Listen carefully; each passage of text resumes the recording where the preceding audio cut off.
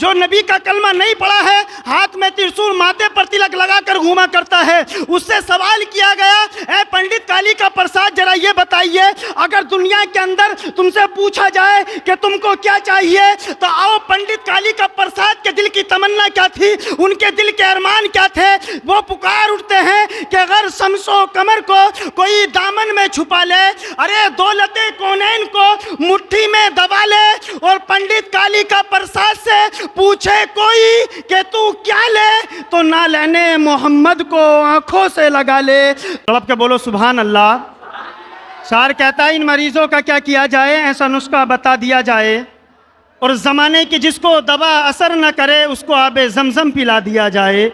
زمانے کی جس کو دوا اثر نہ کرے اس کو آب زمزم پلا دیا جائے۔ اور شاعر کہتا ہے کہ قسمت میں جو لکھا تھا، قسمت میں جو لکھا تھا وہ ٹلتا کیسے، مجھ کو ٹھوکر نہ لگتی تو سنبھلتا کیسے۔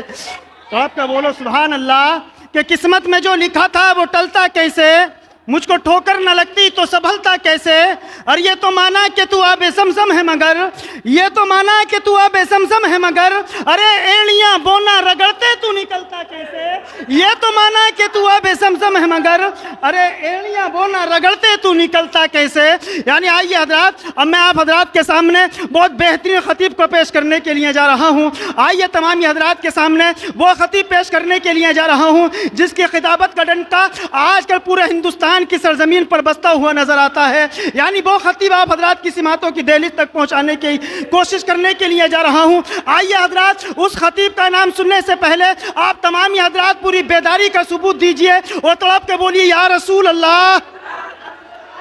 شاعر کہتا ہے کہ جیت جاتا اگر وہ جنگ تو غازی ہوتا، جیت جاتا اگر وہ جنگ تو غازی ہوتا، ارے کٹا دیتا اگر سجدے میں سر تو اللہ بھی راضی ہوتا۔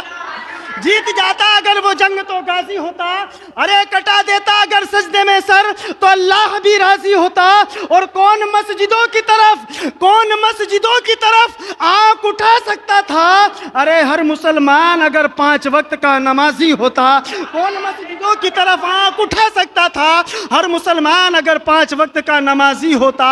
آئیے حضرات، یعنی وہ خطیب آپ حضراتوں کی سماعتوں کی دہلیز تک پہنچانے کی کوشش کر رہا ہوں، یعنی جس سے میری مراد جو بے وقت، یعنی جس سے میری مراد جو اجڑے ہوئے چمن میں دوبارہ بہار لانے کی صلاحیت رکھتا ہے، بکھرے ہوئے پھولوں کو یکجا کرنے کے بعد خوشبو دینے پر مجبور کر دینے والا وہ خطیب آپ حضرات کی سماعتوں کی دہلیز تک پہنچانے کی کوشش کر رہا ہوں۔ آئیے حضرات، وہ خطیب آپ حضرات کی سماعتوں کی دہلیز تک پہنچانے کی کوشش کر رہا ہوں، یعنی جن کی زبان معیار صداقت و شرافت کا آئینہ ہے، جو بے وقت زبان و قلم کے دھنی، علم و حکمت کے غنی، عالم نبیل، فاضل جلیل حضرت علامہ مولانا غلام احمد رضا صاحب مراد آبادی کو آپ حضرات کی سماعتوں کی دہلیز تک پہنچا رہا ہوں۔ لیکن آئیے اپنے دلوں کے اندر عشق نبی کا چراغ جلائیے اور آپ تمامی حضرات ایک بار اور مچکل کر کہہ دیں یا رسول اللہ۔ دیکھیں شاعر کہتا ہے، اور شاعر کون ہے کہ غر شمس و قمر کو کوئی دامن میں چھپا لے، غر شمس و قمر کو کوئی دامن میں چھپا لے، دولت کونین کو مٹھی میں دبا لے۔ یعنی یہ وہ شاعر ہے جو نبی کا کلمہ نہیں پڑھا ہے، ہاتھ میں ترسول، ماتھے پر تلک لگا کر گھوما کرتا ہے۔ اس سے سوال کیا گیا، اے پنڈت کالی کا پرساد ذرا یہ بتائیے، اگر دنیا کے اندر تم سے پوچھا جائے کہ تم کو کیا چاہیے تو آؤ پنڈت کالی کا پرساد کے دل کی تمنا کیا تھی، ان کے دل کے ارمان کیا تھے۔ وہ پکار اٹھتے ہیں کہ اگر شمس و قمر کو کوئی دامن میں چھپا لے، ارے دولت کونین کو مٹھی میں دبا لے، اور پنڈت کالی کا پرساد سے پوچھے کوئی کہ تو کیا لے تو نہ لینے محمد کو آنکھوں سے لگا لے، تو نہ لینے محمد کو آنکھوں سے لگا لے۔ تو ہم تو نبی کے غلام ہیں کہ یہ سر جھک نہیں سکتا، یہ سر جھک نہیں سکتا کبھی ظالم تیری تلوار کے آگے، اور نچھاور جان بھی کر دوں گا میں سرکار کے آگے۔ یہ سر جھک نہیں سکتا کبھی ظالم تیری تلوار کے آگے، نچھاور جان بھی کر دوں گا میں سرکار کے آگے، اور کسی قیمت پہ بھی مجھ کو خریدا جا نہیں سکتا، کسی قیمت پہ بھی مجھ کو خریدا جا نہیں سکتا۔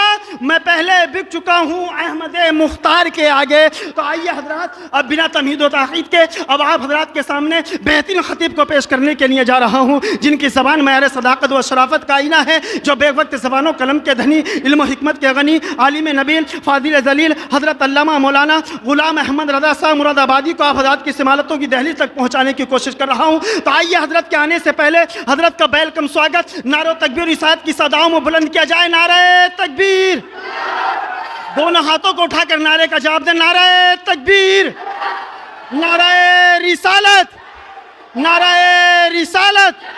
مسلک اعلی حضرت, مسلک اعلی حضرت علماء اہل سنت. نعرہ تکبیر, نعرہ رسالت.